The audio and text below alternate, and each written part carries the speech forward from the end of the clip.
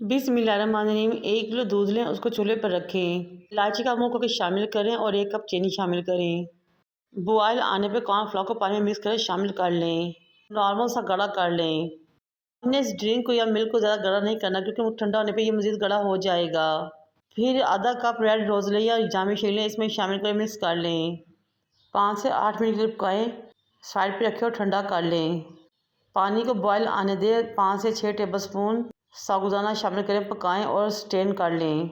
फिर लेंगे बनाना जेली और स्ट्रॉबेरी जेली, दोनों को एक एक कप में पकाएंगे और हॉट जेली रेडी कर लेंगे। ठंडा होने पे क्यूब्स में काटेंगे। बहुत ही टेस्टी हेल्दी रेसिपी है ये, और मेरे चैनल को सब्सक्राइब भी कर दें। रेड रोज़ ड्रिंक को अच्छे तरीके से ठंडा करें, साबुदाना और जेली इसमें शामिल कर मिक्स कर दें। बहुत ही healthy, tasty, refreshing energy drink ready है। मेरे चैनल को सब्सक्राइब भी कर दें।